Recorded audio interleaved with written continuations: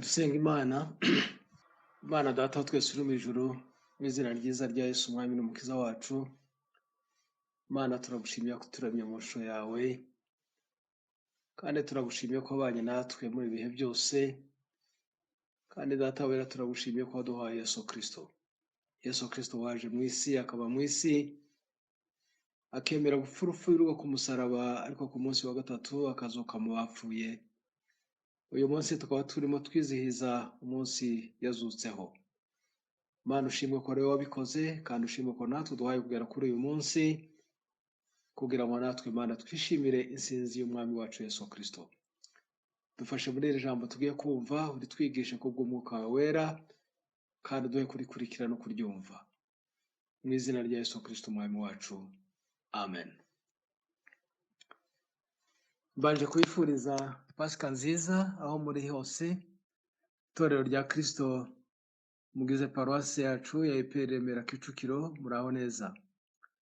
Ndashima Imana uyu munsi wa none ko Kristo ariho ari muzima. Jye nawe natwe turiho kubera ko Kristo ariho ari muzima, yazutse mu bapfuye. Isi nayo iriho kubera ko Kristo ari muzima. Iyi Pasika ibaye mu gihe Abanyarwanda twese turi mu gihe cyo kwibuka inzirakarengane zishwe zizira uko zaremwe n'Imana, zicwa muri Jenoside yakorewe Abatutsi muri Mata 1994. Dukomeje kwihanganisha no gukomeza abavandimwe bacu barokotse Jenoside. Bavandimwe nimukomere. Muri Pasika harimo inkuru nziza ko Yesu Kristo yazutse, kandi turizera tudashidikanya ko yazuye Yesu Kristo izabazura nabo bose. Uwo munsi wo kuzuka uzabaho n'ukuri. Bibiliya irabihamya neza, kandi Bibiliya ni ijambo ry'Imana ritabesha. Indirimbo tujya dukunda kuririmba mu gihe nk'iki cya Pasika ya 252 mu gitabo cyo gushimisha Imana, igitero ca nyuma kiravuga ngo ingoyi z'urupfu yaraziciye ntizamuheranye yavuyemo. Kandi refure yayo ikavuga ngo kuwa gatatu arazuka, aza atsinze urupfu n'umubi, ava mu mwijima yabinesheje, yimanye mu ijuru n'abanesheje. Yarazutse, tumushima ariho, ubwo ariho n'abacu bose bapfuye bamwizeye n'ukuri bariho. Uyu munsi kandi Pasika ibaye tukiri mu bihe isi iri mu kibazo cyo kurwanya coronavirusi, ari nayo mpamvu turi kwizihiza Pasika tutari mu nsengero mu rwego rwo kuyirinda. Iki ni ikibazo cy'isi yose muri iki gihe. Turi kumwe uyu mwanya tutabona n'amaso ku yandi, ahubwo dukurikira ubutumwa bwacu, ubutumwa bw'Imana, tubukurikira mu buryo bw'ikoranabuhanga. Imana nishimwe ko naryo yariduhaye, ryabaye igikoresho cy'Imana, ryabaye inzira y'Imana, Imana ibasha kunyuzamo ubutumwa bwayo iyo tubashe kurikoresha neza. Nta kintu na kimwe mu kuri kibasha gutungura Imana. Ntabwo tubasha kuvuga ko ibi bihe biri mu bushake bw'Imana, ariko nanone Imana yari ibizi. Icyo twizera ni uko hari umunsi bizarangira, ubuzima bukongera kandi bugasubira mu buryo, imirimo yose ikongera kandi igakorwa nk'uko yari isanzwe ikora. Icyo nicyo dusengera, kandi turizera ko Imana izabikora. Reka dusome ibyanditswe byera birimo icyigisho cyacu cy'uyu munsi. Turabanza dusome ubutumwa bwiza mu rwandiko Pawulo yandikiye Abakorinto, igice cya 10. Urwandiko rwa mbere Pawulo yandikiye Abakorinto ni igice cya 15, umurongo wa mbere turagera ku murongo wa 11. Abakorinto ba mbere igice cya 15, umurongo wa mbere turagera ku murongo wa 11.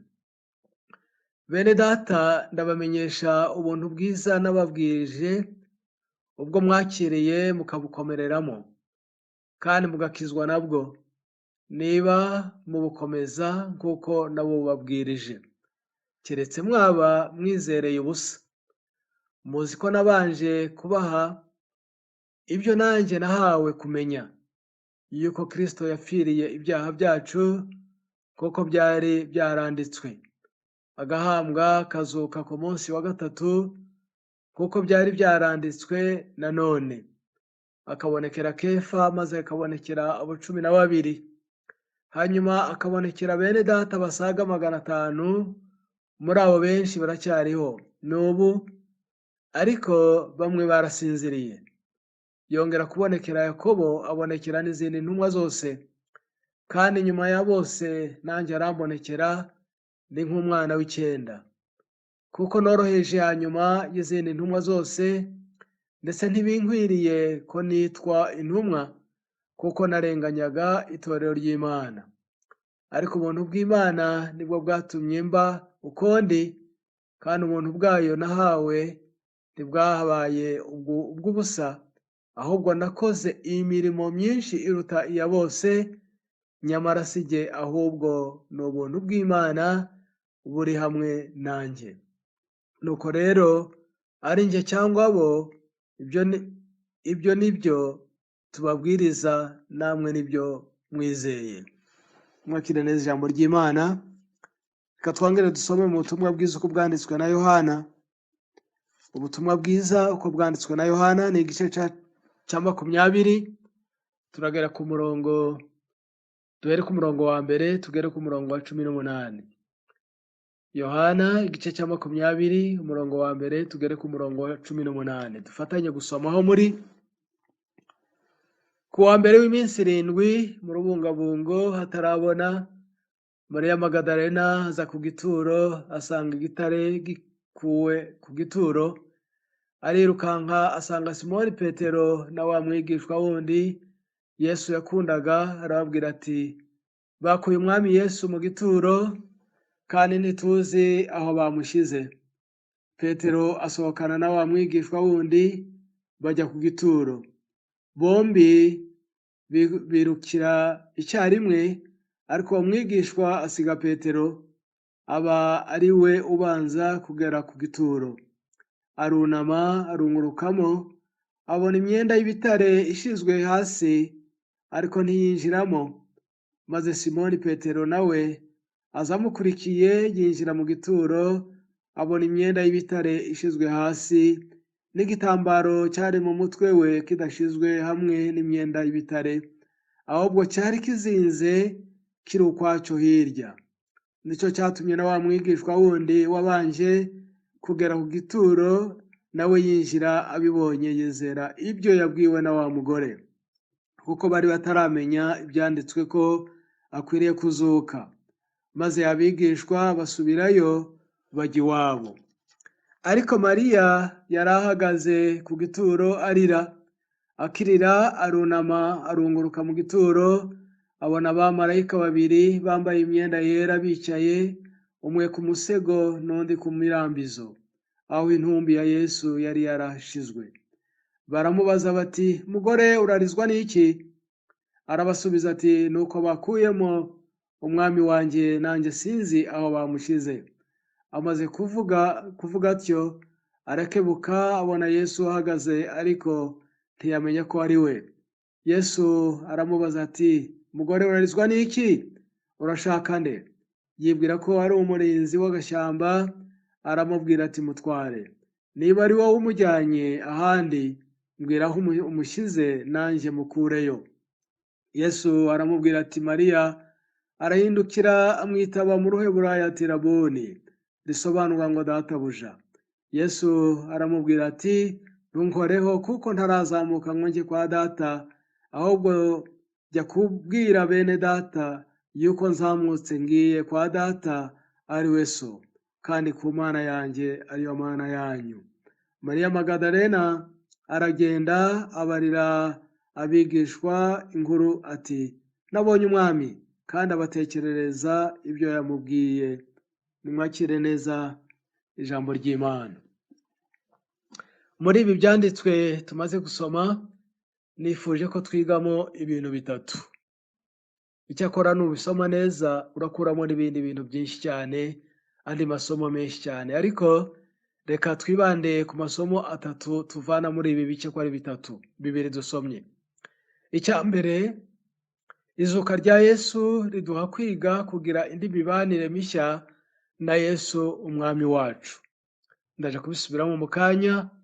Icya kabiri, mu izuka rya Yesu Imana yongeye kwihuza na Yesu, yiyunga natwe kandi yiyunga n'ibyaremwe byose. Icya nyuma cyacu cya gatatu, Pasika itubera igihe cy'amashimwe kuko natwe twagize ihishurirwa ryo kumenya Imana. Reka duhere ku cya mbere. Mu izuka rya Yesu twiga kubaho indi mibanire mishya na Yesu umwami wacu. Twasomye inkuru y'izuka rya Yesu, ariko umuntu wagiye avugwamo cyane muri kiriya gitabo cya Yohana ni Mariya. Yesu yari amaze iminsi 3 apfuye, ibintu byose bisa nkaho bicecetse, ari mu mwijima ku bigishwa, bumva ko byose byarangiye. Abamubambye wenda birahiraga bati umube wa mubeshi yarayatsinzwe ku mugaragaro, erega twamwishe. Ariko sinzi ko mukuri ko twahamya neza ko bari mu byishimo byuzuye. Bashobora kuba bari mu byishimo ariko kandi bari no mu bwoba. Hari ibihamya bikomeye bitwereka ko nabo ubwabo nubwo bishe Yesu Kristo, Yesu amaze gupfa mu ipfa rye bamenye neza yuko ari umwana w'Imana. Ikiduhamya cya mbere ni iki ngiki, yuko nabo babimenye, babonye ubwira kabiri bwabaye mu gihugu cyose kuva ku isaha ya 6 kugeza ku isaha ya 9 kuri uriya wa 5. Nabo barabibonye nk'uko intumwa zabibonye aho zari ziri. Ikindi gihamya yuko nabo bamenye ko ari umwana w'Imana, wa mwenda ukingiriza hera cyane h'urusengero utabukamo kabiri, utangirira hejuru ukageza hasi, abatambyi barawubonye kuko aribo babaga no mu rusengero. Ikindi nuko ibituro by'abera nabo barabibonye yuko byakingutse. Ikindi gihamya wenda ngarukiye kuri icyo, nuko ubuhamya bw'umutware w'abasirikare n'abari kumwe nawe nabo bamaze kubona igishyitsi kibaye, barahamya neza bati ni ukuri uyu yari umwana w'Imana. Niyo mpamvu mvuga ni nabo wenda abatambyi n'abariya bakuru b'ubwoko bwabo nubwo bishimye ko Yesu yapfuye, ariko mu kuri bari bishimye bafite n'ubwo bamaze kumenya yuko ari umwana w'Imana bishe. Abamwizera bo bakozwe n'isoni birumvikana, kuko umwami biringiye asa n'ubatereranya atsinzwe. Buriya kuwa 5 wera tuba dusa nkaho turimurira tuvuga tuti umwami wacu yapfuye, kandi mu kuri bariya bigishwa wenda nta kwizera kundi bari bafite. Nabira bitubwira ntabwo bari bafite kwizera yuko Yesu Kristo azazuka ku munsi wa 3 kuko bari bataramenya ibyanditswe byera.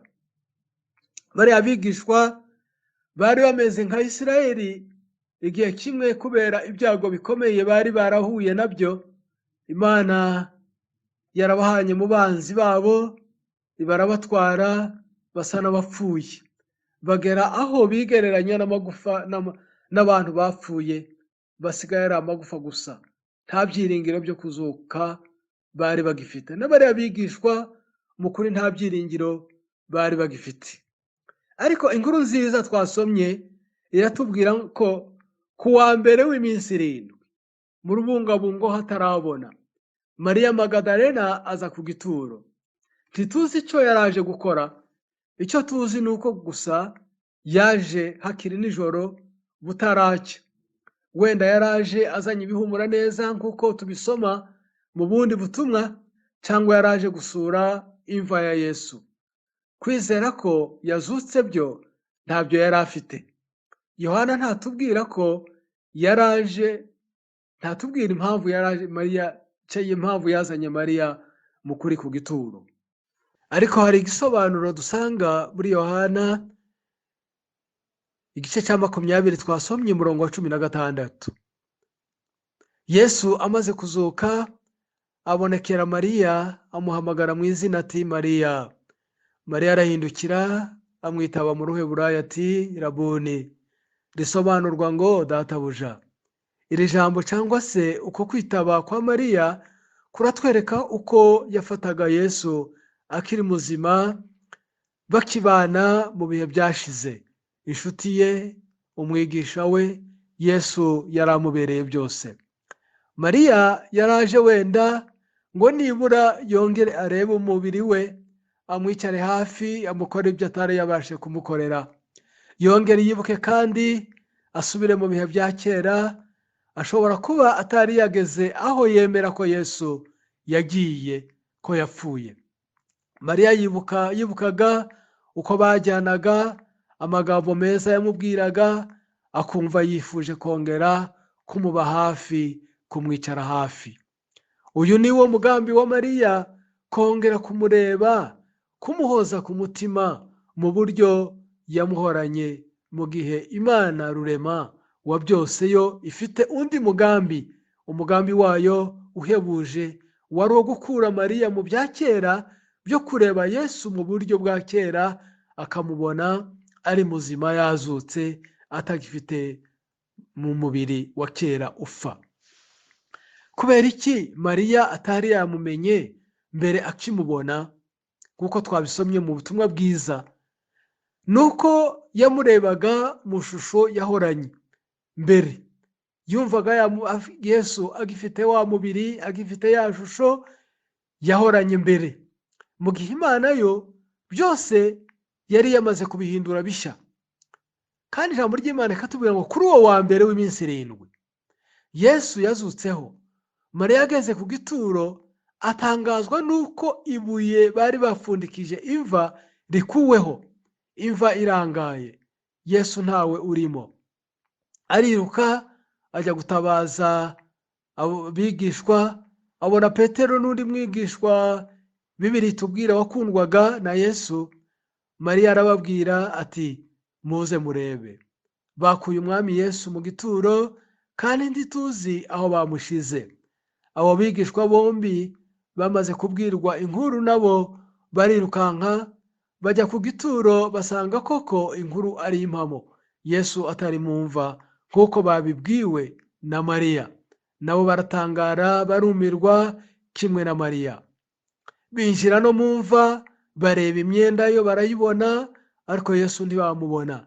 Imyenda yose yahambanwe myiza yambitswe na Yosefu na Nikodemu bayisangaho, ndetse n'igitambaro cyari ku mutwe kizinze kiri ukwacyo hirya. Bigaragara ko ari umuntu waje akamujyana akazinga iyo myenda neza yitonze agatwara Yesu. Umva uko umurongo wa 8 utubwira. Uwo murongo uravuga ngo nicyo cyatumye wa mwigishwa wundi wabanje kugera ku gituro nawe yinjira, abibonye yizera ibyo yabwiwe na wa mugore, kuko batari bamenye ibyanditswe ko akwiriye kuzuka. Ni ukuvuga ngo nawe yizera ko bakuye umwami Yesu mu gituro. Umurongo wa 10 ukatubwira ngo maze abigishwa basubirayo bajya iwabo, bababaye cyane, nabo bemeye ko umwami Yesu bamukuye mu gituro. Umubabaro wongera kandi kwiyongera. Ariko umva igitangaza, bamaze gusubirayo, Mariya we ntiyasubiranyeyo nabo, ahubwo yarakomeje yaririra aho ngaho ku gituro. Akirira yongera gukomeza kureba mu mva. Ntabwo tuzi icyo yarebaga, ariko yarebaga aho umwami we yararyamye. Arunama arunguruka mu gituro, akireba abonaho babonaga imyenda gusa. Noneho hari abamarayika 2 bambaye imyenda yera, bicaye umwe ku musego n'undi mu mirambizo aho intumbi ya Yesu yari yashizwe. Urabisoma ku murongo wa 11 n'umurongo wa 12. Abo bamarayika bahaje ryari? Bari bahari mbere ntiyababona se? Babigishwa bose mu gihe barebaga mu mva, abo bamarayika bari bahari? Ntabwo tubizi niba bari bahari, ariko icyo tuzi gusa, icyo biri tubwira nuko batababonye. Abo bamarayika baramubaza bati mugore urarizwa n'iki? Arabasubiza ati nuko bakuye umwami wanjye nuko bakuyemo umwami wanjye nanjye sinzi aho bamushize. Arabasubiza ati nuko bakuyemo umwami wanjye nanjye sinzi aho bamushize. Mariya ntiyigeze amenya ko arimo kuganira n'abamarayika. Mariya akivugana nabo bamarayika arakebuka abona Yesu ntiyamumenya. Yesu amubaza nk'uko abamarayika nabo bamubajije ati mugore urarizwa n'iki? Yongeraho ati urashaka nde? Mariya ngo yibwira ko uyu noneho umubajije ari umurinzi w'agashyamba imva yari irimo. Mariya ati mutware, niba ari wowe wamujyanye ahandi mbwira aho umushyize nanjye mukureyo. Ku murongo wa 15 Yesu abonye Mariya akomeje kurira, kugira agahinda, kutamenya abamarayika no kutamumenya, aramubwira mu izina rye, aramuhamagara ngo Mariya. Akivuga iryo zina Mariya aramumenya, aramwitaba avuga ati Rabuni, risobanurwa mu Giheburayo ati databuja. Ijwi rya Yesu riranezeza abavandimwe. Muvandimwe wanjye, Yesu arakuzi, aguhamagara mu izina ryawe. Nta n'umwe atazi mu izina rye. Aratuzi twese kandi abasha kuduhamagara mu mazina yacu. Kandi ijwi rya Yesu ni ukuri riratunezeza, riraruta ijwi ry'abamarayika. Ijwi rya Yesu turyumva nk'ijwi ry'umwungeri mwiza, ry'umwungeri tuzi neza nk'intama ze. Umwungeri mwiza uhamagara intama ze mu mazina yazo akazahura. Kandi ijambo ry'Imana rikatubwira ngo iyo amaze kwahura ize zose azijya imbere, intama zikamukurikira kuko zizi ijwi rye. Aratuzi mu mazina yacu kandi natwe tuzi ijwi rye. Yesu abwira Mariya ati ntunkoreho kuko ntarazamuka ngo njye kwa data ari we so, kandi ku Mana yanjye ariyo Mana yanyu. Mu kumubwira gutyo kwari ukumubwira ko imibereho irahindutse. Yesu abaye umukiza wa bose. Yesu abaye umwami w'abamubonye n'abataramubonye akiri mu mubiri. Umenya wese agiye kumenyera mu kwizera no mu mwuka ngiye kubaha. Ibintu byose bibaye bishya, n'imibanire yanjye n'abantu nayo ibaye mishya. Si bya bindi muzamenya gusa ari uko munkozeho. Natwe Yesu muvandimwe wanjye, Yesu wazutse aradusaba kudakomeza ibya kera bitagiraho bitugeza, tugahinduka tukagira imitima mishya. Biradusaba ubundi bucuti bushya na Yesu Kristo umwami wacu. Kuko twagumye mu bya kera bitagira aho bitugeza, ahubwo mureke duharanire kujya imbere. Pasika iyi ngiyi yongere kandi kutwigisha kujya imbere. Ubucuti bwa kamenyero ni ubucuti bwa mbere ya Pasika. Imana ikeneye ubundi bucuti. Abakristo benshi bafite Yesu bamenyereye, ariko reka ngusabe inshuti yanjye uyu munsi, wongere kandi ugire Yesu nk'inshuti yawe iruta uko yari imeze mu minsi ya kera. Nicyo cyagira icyo kikumarira uyu munsi wa none. Wongeye kandi ukiga Yesu nk'inshuti yawe bwite, ukamwegera, ukamumenya, ukamukunda, ukamukurikira kuruta uko wari usanzwe ubifata. Hari abantu bayifashe nk'akamenyero, ariko mu kuri Yesu Kristo aradusaba ko guhera kuri iyi Pasika, icyo Pasika ivuga mu buzima bwawe nuko wakongera kandi ukagira ubundi bucuti bushya ubugize na Yesu Kristo. Imana iguhe umugisha. Isomo rya kabiri tugiye kwiga muri ibi bice twasomye nuko mu izuka rya Yesu Imana yongeye kwihuza na Yesu, yiyunga natwe, yiyunga n'ibyaremwe. Izuka rya Yesu ntabwo ari isi gusa byanejeje, ahubwo n'ijuru n'Imana byose hamwe n'ibyaremwe byose hamwe binezererwa izuka rye. Kubera iyihe mpamvu? Ku Mana, Imana yongeye kandi kubona umwana wayo Yesu Kristo asubirana ubwiza yahoranye kera mu bwami bwayo. Yasubiranye ishusho y'ubumana atagifite ya shusho y'umuntu, wamenyereye intimba dusoma muri Yesaya. Ahubwo Imana inezerwa ko umwana wayo yongeye kubona ubwiza bw'ijuru. Mu izuka rya Yesu, Imana n'ijuru ryose, Bibiliya iratubwira ngo banezezwa n'uko Yesu yatambwe agacungurira Imana abo mu miryango yose no mu ndimi zose no mu moko yose no mu mahanga yose, abacunguje amaraso yiwe, akabahindurira Imana kuba abami n'abatambyi bazima mu isi. Izuka rya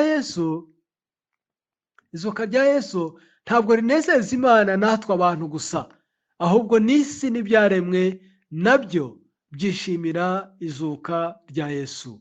Yesu wavuye mu mva, imva igasigara iri mu busa, akambara undi mubiri, ni ibisobanura neza ko Imana yongeye kurema ibishya, n'isi ubwayo muri Kristo n'ibiyirimo bihawe kubaho bushya n'ibyiringiro bishya.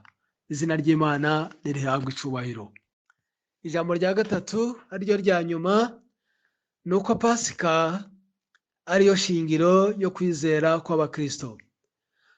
Uko ijambo ry'Imana twarisomye mu gitabo cy'Abakorinto ba mbere igice cya 15 umurongo wa mbere kugera ku murongo wa 11, Pawulo atubwira ko kuzuka kwa Yesu ari ryo banze ryo kwizera kwacu, ari wo musingi wo kwizera kwacu. Ubutumwa bwiza Pawulo avuga ku murongo wa mbere harimo amagambo akomeye. Aratubwira ngo ubutumwa bwiza nababwiye, uwo ni Pawulo bivuga. Ubutumwa bwiza mwakiriye, ubutumwa bwiza mukomereyemo, ubutumwa bwiza mukizwa nabwo. Hakazaho ijambo rindi rivuga ngo ubutumwa bwiza bubakiza niba mubukomeza, mutabukomeje muzaba mwarizereye Yesu busa. Kandi ubwo butumwa bwiza bwavuzwe n'ubu, ubwo Pawulo atubwira n'ubu ngubu, nuko Kristo yapfiriye ibyaha byacu kuko byari byaranditswe, agahambwa akazuka ku munsi wa gatatu kuko byari byaranditswe nanone, akabonekera Kefa, akabonekera n'abo 12, akabonekera na bene data basaga 500, yongeye kubonekera Yakobo, abonekera n'izindi ntumwa zose, kandi nyuma ya bose arambonekera nanjye ni nk'umwana w'icyenda. Ariko ubuntu bw'Imana nibwo bwatumye mba uko ndi, kandi ubuntu bwayo nahawe ntibwabaye ubw'ubusa, ahubwo nakoze imirimo myinshi iruta iyabo. Nyamara si njye, ahubwo ni ubuntu bw'Imana buri kumwe nanjye. Nuko rero ari njye cyangwa bo, ibyo tubabwiriza namwe n'ibyo mwizeye. Izina ry'Imana nirihabwe icyubahiro. Ikiri ijambo ry'Imana ryanyigishije kandi rikwigisha ni iki?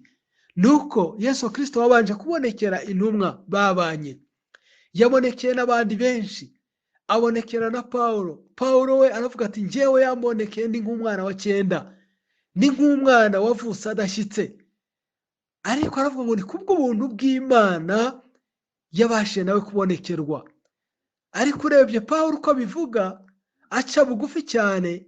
Natwe abera b'Imana, twebwe Abakristo, uyu munsi wagombye kutubera umunsi w'amashimwe, wagombye kutubera umunsi wo kuririmba, kuko natwe niba Pawulo avuga ngo yamubonekeye ameze nk'umwana wa 9, yamubonekeye ameze nk'umwana wavutse adashyitse, ese twebwe uyu munsi twakwivuga gute? Twagombye kuba wenda turi munsi y'ibyo Pawulo avuga, tukajya munsi cyane, tukacisha bugufi cyane, tukeshima Imana, tukaririmba Imana natwe yemeye kuduhishurira Yesu. Burya kumenya Yesu no guhishurirwa abavandimwe. Kumenya Yesu ntabwo ari ubwenge, ntabwo ari amashuri, ntabwo ari ibyo twashakashaka, ntabwo ari ibyo twabwirwa. Uwamenye we Yesu Kristo wese nuko yamuhishuriwe. Niba Pawulo avuga ngo abambere baramumenye, ni kubw'ubuntu bagiriwe. Nanjye naramumenye ni kubw'ubuntu, natwe n'ubuntu twagiriwe. Ubwo buntu twagiriwe rero tubufate tubuha agaciro, ariko kandi turusheho gushima Imana. Imana ibaho umugisha abavandimwe, murusheho gutekereza kuri iri jambo. Tumaze kumva iyi nkuru nziza, ni iki dusabwa? Ibyo dusabwa ni ibi: kugira imibanire mishya myiza n'Imana yacu yaducunguriye muri Yesu Kristo. Dushake ko iyi Pasika yadusiga dufite imibanire mishya na Yesu Kristo, ndetse ariko kandi dufite n'indi mibanire mishya myiza na bagenzi bacu. Iyi Pasika yongera kandi kutwigisha gushima Imana yaduhaye irihishurirwa tukamenya Yesu, nubwo turi abanyuma ariko kubwo buntu bwayo natwe twemerewe kuba abana bayo. Icyanyuma, iyo icyo Pasika cyangwa se iri jambo ritwigisha kumenya gusenga Imana kandi tube maso kugira ngo ubuntu bw'Imana twahawe butazaba ubw'ubusa, ahubwo dukora imirimo myinshi kandi myiza. Pawulo yiratana ko yakoze imirimo myiza iruta iy'abamubanjirije, iruta n'iy'intumwa. Natwe wenda ntituzakora iruta iya Pawulo, ntituzakora iruta iy'intumwa, ariko n'ukuri natwe iyi Pasika itwigisha gukora imirimo myiza, kwiga gukora ibyiza, kwirushaho gukora imirimo myiza kandi myinshi. Imana ikomeze kubafasha. Ndangije mbifuriza gukomeza kugira Pasika nziza, ibabere Pasika y'umugisha yo kuzuka mu buryo bw'umwuka. Amen. Twongere dusenge. Imana Data wa twese uri mu ijuru, Mana ugira neza kandi Imana y'ubuntu, ndagusaba kugira ngo iyi Pasika yongere kandi ibe nshya mu buzima bwacu. Buri wese uri kumvira ijambo rimwigishe, kandi imibereho yacu yongere kandi imibereho myiza kandi mishya, kugira ngo dukurusheho gukora imirimo myiza tuyikorera muri Kristo Yesu. Komeza dufashe kandi komeza turinde, komeza kudufashiriza itorero, komeza gufasha bene data bose, n'iki gihugu cyacu komeza kukibuka Mana no kukigirira neza, mu izina ryiza rya Yesu Kristo umwami wacu. Amen. Imana ibahe umugisha.